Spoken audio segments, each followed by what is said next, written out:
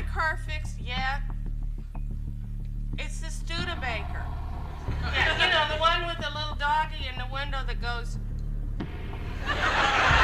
A television studio in Los Angeles, 1977. The lights dim, the laugh track fades, and for the first time in the history of her own show, Carol Burnett tells her writers something no one expects to hear: no jokes this week. What follows is 11 minutes of raw, unguarded pain, broadcast to 30 million homes on a Saturday night. Critics would later call it one of the finest moments in television history. Carol Burnett would call it something else entirely: too real to watch again. For nearly 5 decades, she never has. Not for anniversaries, not for retrospectives, not even when interviewers gently pressed her to revisit it on camera. The refusal became part of the story, almost as famous among longtime fans as the sketch shielding her from. To understand why that single episode still haunts her, you have to go back long before the fame, before the Emmys, before her name became synonymous with American comedy. Carol Burnett was born in San Antonio, Texas, in April 1933, into a household defined by absence. Both of her parents struggled with alcoholism, and neither was equipped to raise a child. Her father drifted between jobs at movie theaters, unable to hold steady work for long. Her mother battled her own demons and rarely showed the warmth a young girl needed. Eventually, it was Carol's grandmother, Mabel White, who stepped in and became the steady presence her early life was missing.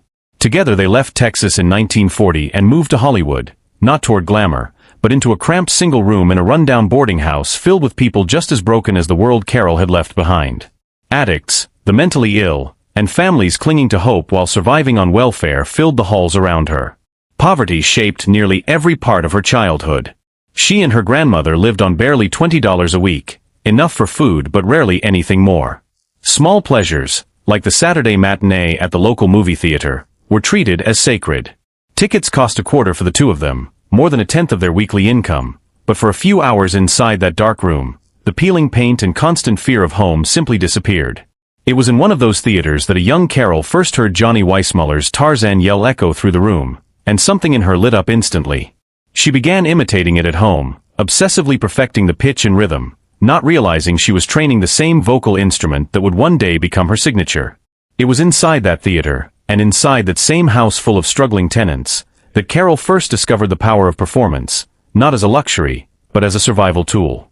She even invented an imaginary twin sister named Karen, someone confident and carefree, someone entirely unlike the frightened, poor little girl she felt herself to be. By the time she reached UCLA, Carol had set her sights on journalism, largely because her mother had once dreamed of being a writer, and Carol felt an obligation to finish what her mother never could. Getting there at all required a stroke of unexplained generosity, when a stranger she never identified quietly covered the $50 she needed for tuition. But it was an elective theater course that changed the entire direction of her life. On stage, she wasn't the poor girl from the boarding house anymore. She was funny, loud, alive, and for the first time, she wasn't simply surviving. She was reaching for something bigger than herself. That instinct, and another act of anonymous generosity from a stranger in San Diego who handed her and her boyfriend $2,000 to chase their dreams in New York, eventually carried her east in 1954, and by 1959 she had landed the lead role in a modest musical called Once Upon a Mattress, a part that earned her a Tony nomination and set her firmly on the path toward one of the most influential careers in the history of American television. When The Carol Burnett Show premiered in September 1967, it broke barriers few thought possible for a woman in that era.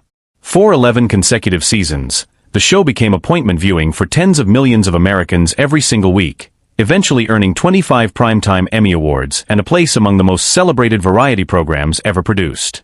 It gave rise to some of television's most enduring comedic voices, including Harvey Korman, Tim Conway, and Vicki Lawrence, and it built a loyal audience that trusted the show to deliver laughter no matter what else was happening in their own lives.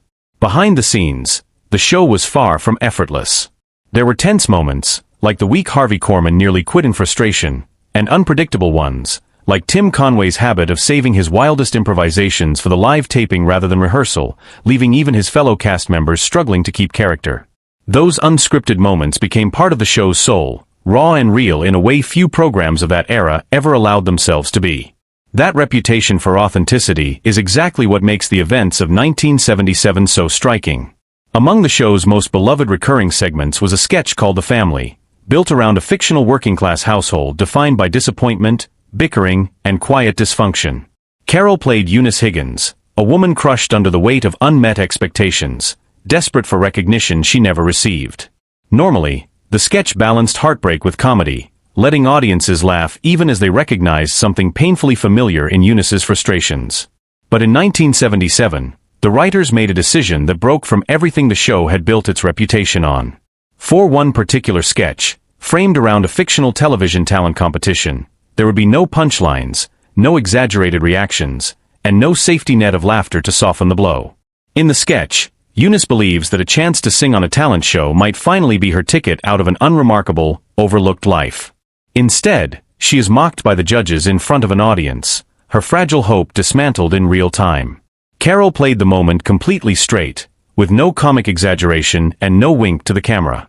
As filming continued, members of the crew, people who had spent years watching Carol turn pain into punchlines, found themselves fighting back tears instead.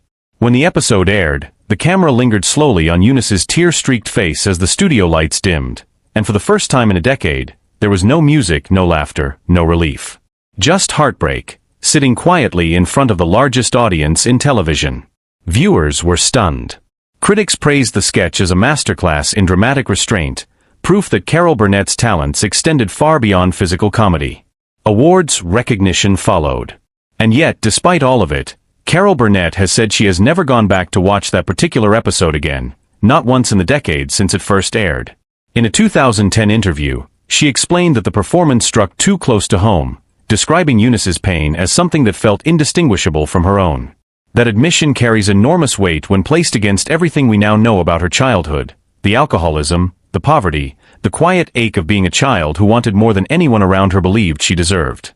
Eunice was not simply a character Carol happened to be skilled at playing. She was, in many ways, an echo of the little girl who once slipped out of a cramped boarding house room and into the fantasy of a movie screen, just to feel for an hour that life could be something other than survival. In an interview years later with Harper's Bazaar, Carol reflected on the decision to let that sketch go so dark, acknowledging she was glad they had done it, but noting it wasn't really what the show had always stood for. Their purpose, she explained, was to help people forget their troubles, not remind them of their own. Her explanation was simple and unusually candid for a performer whose entire career had been built on offering audiences an escape from their troubles, rather than a mirror held up to their pain. That single sketch, though, refused to stay contained to one broadcast. It eventually inspired a television movie in 1982 titled Eunice, and later the spin-off sitcom Mama's Family, extending the character's life well beyond that original, unbearable performance, even as Carol herself kept her distance from watching the moment that started it all. What makes this story even more layered is how closely it intertwines with the rest of Carol Burnett's life, particularly her relationship with her eldest daughter Carrie. In the late 1970s, around the very same period that episode aired, Carrie was fighting a serious addiction to drugs, a battle that would consume years of both their lives. By 13, she was already using substances that frightened her mother deeply, and Carol has spoken publicly about the agony of watching her daughter slip further away, about making the excruciating decision to enforce boundaries even when it meant Carrie resented her for it, and about the long, uncertain road back toward connection. Carrie eventually got sober at 17, and the two women grew remarkably close in the years that followed, even collaborating professionally and eventually co-writing a play called Hollywood Arms, based on Carol's own childhood, the very childhood that had shaped Eunice in the first place. Tragically, Carrie passed away in 2002 at just 38 years old, never living to see that play reach the stage. Carol has said she felt she owed it to her daughter to finish what they had started together, and she did, carrying the project forward even through her grief. Decades later, audiences would be reminded once again of just how much emotional depth Carol Burnett has always carried beneath her comedic instincts. In the final season of Better Call Saul, she appeared as Marion, an elderly woman whose quiet strength and trembling resolve became one of the show's most devastating moments. Series co-creator Vince Gilligan later admitted that even conceiving of a scene where her character faced danger felt uncomfortable, given how deeply audiences regard her as a beloved figure in American entertainment. It was, in its own way, an echo of what had happened decades earlier with Eunice, Carol once again proving that her greatest strength as a performer was never simply making people laugh, but her rare willingness to let them feel something far heavier when the moment called for it.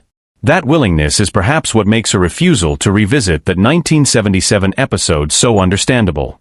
For a woman who built an entire career on turning her own hardship into joy for others, on transforming a childhood defined by neglect and scarcity into laughter shared by millions every single week, that one broadcast asked her to stop transforming the pain and simply sit inside it, unguarded, in front of the whole country.